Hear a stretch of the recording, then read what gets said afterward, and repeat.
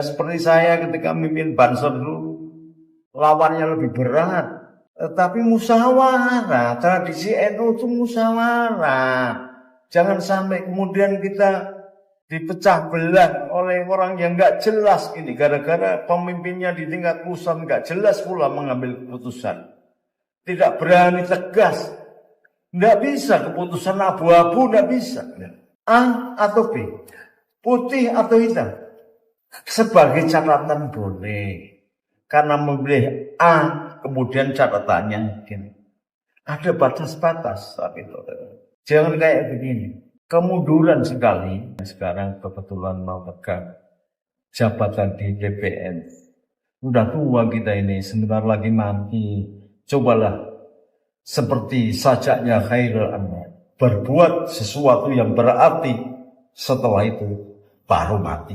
Saudara sekalian, ada video yang sangat menarik untuk sama-sama kita saksikan bersama. Ini datang dari Gus Nuril. Saudara sekalian, akhirnya angkat bicara terkait dengan kinerja PBNU selama ini. Apalagi yang lagi viral suratnya yang poin nomor 4 yang sangat-sangat merugikan PWLS yang disebut dengan organisasi pemecah belah, saudara sekalian, atau organisasi permusuhan.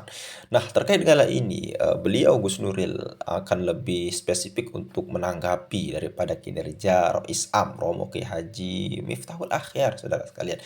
Bahkan beliau menyuruh Kiai Haji Miftah untuk istighfar, bertaubat, karena kita sudah tua, kata beliau. Sama-sama ajal akan segera untuk menjemput ya. Selengkapnya mari kita sama-sama simak video berikut. Silakan. Untuk menjadi pembeda.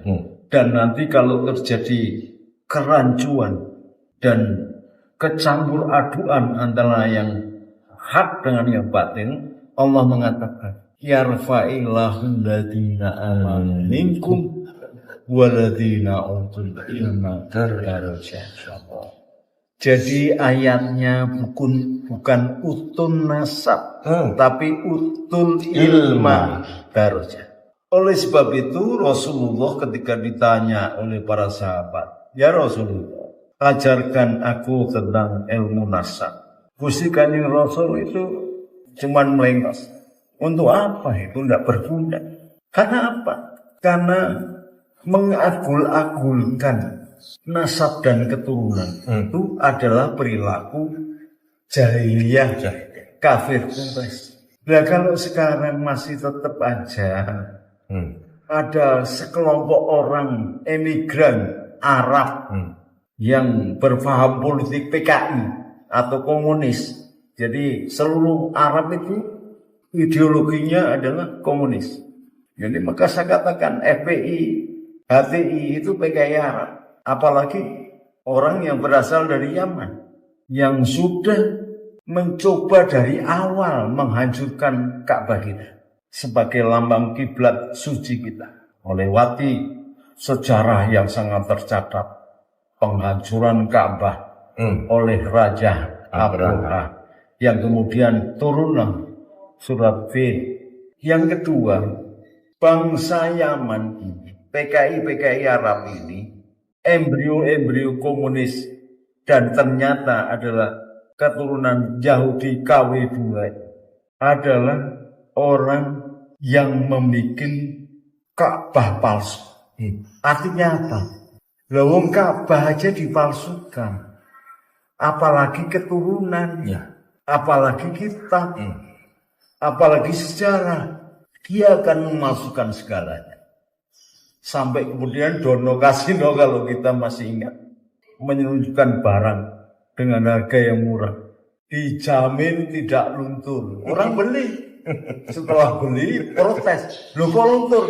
Kalau bahasa Arab itu luntur tidak dijamin, bukan dijamin. Nah ini kan kacau. Kalau kita kemudian menjadikan orang bohong, orang yang munafik, tukang tipu, sering mendolimi dan menikah nasab menjadi bagian dari syiar keagamaan kita. Kita membiarkan, kita berhusnudon setelah terbukti bahwa itu tidak benar. Maka orang yang berhusnudon terhadap nasab khabith dengan alasan nanti begini begitu ini, itu kafir. Bahaya ini. Karena berarti dia tidak menghormati leluhurnya sendiri. Leluhur kita itu Wali Songo. Dari mulai Syekh Jamal Al-Kubro, Syekh Samarkandi punya adik Syekh Menjago. Syekh Samarkandi punya anak namanya Syekh Maulana Iska. Syekh Ali Murtado. Kemudian Sunan Ampen, Raden Rahmat. Raden Rahmat mempunyai anak Sunan Bonang, Sunan Derajat. Kemudian Maulana Iska punya anak Sunan Giri, Joko Samudro, Raden Paku, sampai kepada Sunan Gesang.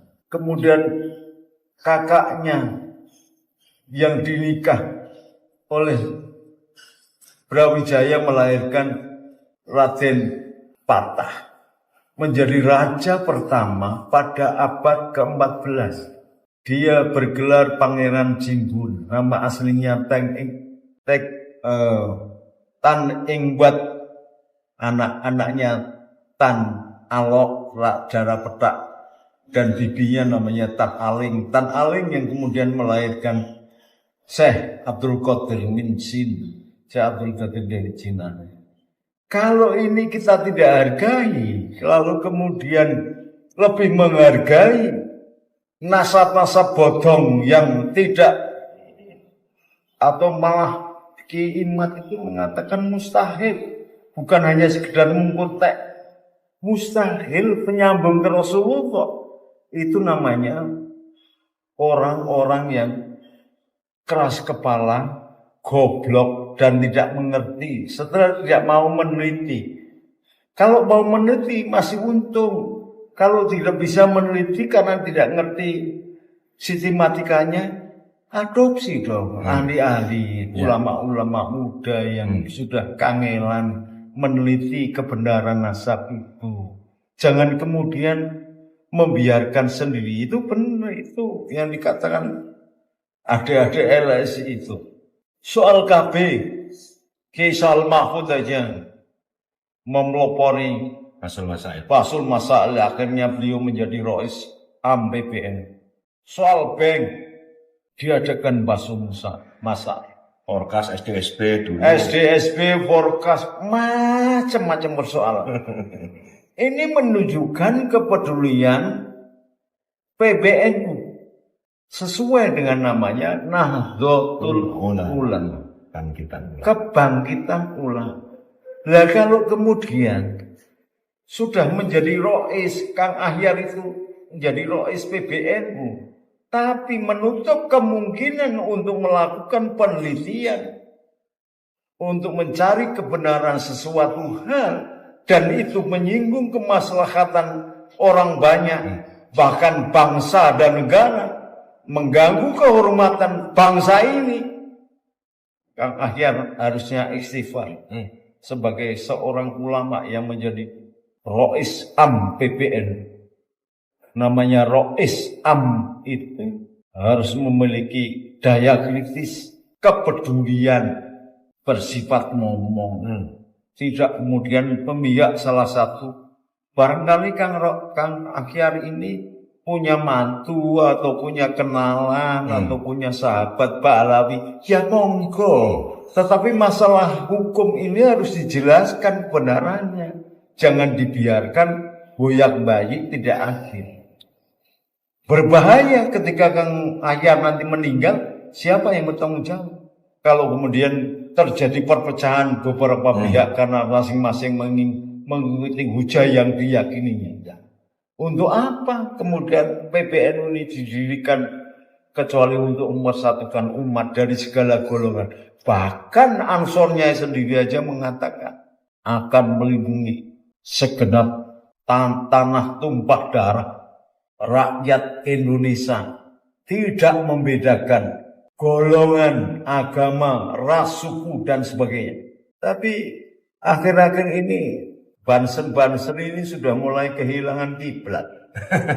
Masuk angin. Sama saudaranya sendiri berantem.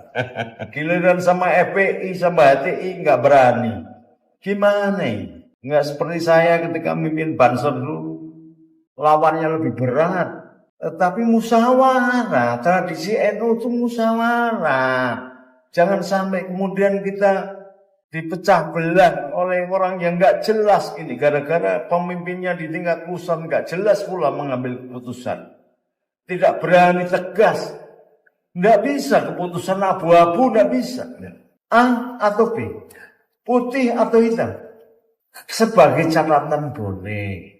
Karena memilih A, kemudian catatannya mungkin ada batas-batas. Tapi jangan kayak begini. Kemunduran sekali kepengurusan PBNU ini. Sama sekali saya belum melihat kiprah lain dengan pengemusan Kang Said, Kang Hasyim Muzadi, apalagi Gus. Apalagi kalau dibandingkan dengan Idham Khalid, Kiai Sepuh yang luar biasa itu. Marilah. Udahlah, yang sudah-sudah. Allah itu dengan mudah memberi maaf. Wasari'u ila maghfiratin min rabbikum wa jannah.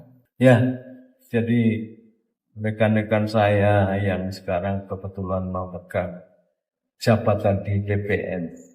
Udah tua kita ini, sebentar lagi mati. Cobalah seperti sajaknya Khairul Anwar, berbuat sesuatu yang berarti, setelah itu baru mati. Assalamualaikum warahmatullahi wabarakatuh. Waalaikumsalam warahmatullahi wabarakatuh. Oke saudara sekalian, itu ya tadi tanggapan singkat daripada Gus Nuril. Banyak hal yang memang disampaikan oleh beliau. Salah satunya bagaimana beliau mengkritik Banser ya saudara sekalian, yang salah satu daripada fungsinya untuk menjaga para kiai-kiai NU, para kiai-kiai kita saudara sekalian. Namun ketika beliau mengkritik ya, dan mungkin dalam kritikannya ini tidak berdasarkan daripada pengalaman atau penglihatan beliau selama ini. Banser bukannya menjaga kiai, namun malah ya berantem dengan para sesama pribumi. Artinya ketika beliau itu mengkritik daripada Banser ini takut terhadap FPI dan HTI lah. Namun ketika berhadapan dengan Laskar Sabilillah ya mereka garang. Saudara sekalian, akhirnya ini kebalik, kehilangan arah. Sama kayak pemimpinnya kata beliau. Jadi dari PBNU, tubuh PBNU itu sendiri, khususnya Rois Am saudara sekalian, kata Gus Nuril ini memang luar biasa. Benar sekali. Meskipun kata beliau itu Anda Kiai Mutul Akhyar mempunyai menantu Ba'alwi, lalu kemudian sahabat Ba'alwi, ya itu tidak menutup kemungkinan untuk Anda berlaku adil. Ya kalau sahabat menantu, biarkanlah menantu. Kalau jabatan Anda sebagai Rois Am, ya taruh jabatan Anda sebagai Rois Am, hilangkan semua itu. Namun ketika itu semua dicampur aduk saudara sekalian, akhirnya ini yang akan terjadi. Ketimpangan, ketidakadilan, tutup mata sebelah untuk menilai dua permasalahan. Dan akhirnya terbitlah surat yang sangat-sangat mengejutkan kita, terutama ketika PBLS dengan gamblang disebut sebagai organisasi permusuhan dan organisasi-organisasi yang bertentangan dengan itu katanya. Namun kenapa hanya PBLS yang disebut? Ya sebutlah FPI lain sebagainya satu juga. Kenapa hanya PBLS saudara sekalian? Ini yang menjadi pertanyaan besar, dan itu ditandatangani oleh Romo kita Kiai Haji Miftahul Akhyar. Ada apa sebenarnya di sini? Pantas makanya di sini saudara sekalian Gus Nuril menyuruhnya untuk bertobat beristighfar. Sangat keras sekali, luar biasa. Dan kita ketahui Gus Nuril ini adalah Gus yang luar biasa dan sangat pemberani. Bahkan di beberapa tahun yang lalu, mungkin 5 tahun lah ya, sebelum polemik nasab ini, beliau sempat dipaksa berhenti ceramah, dipaksa turun oleh seorang Habib ya saudara sekalian, gara-gara ceramahnya pada saat itu Maulid Nabi Muhammad, lalu kemudian beliau membahas sejarah Makkah lain sebagainya. Namun dimungkinkan untuk itu tidak sesuai dengan pembahasan, disuruh turun paksa saudara sekalian. Ini kelakuan Habib sebelum polemik nasab. Kalau sekarang mungkin tidak berani saudara sekalian. Oke, mungkin hanya itu saja bisa kita sampaikan. Mudah-mudahan video ini bermanfaat. Sekian, assalamualaikum warahmatullahi wabarakatuh.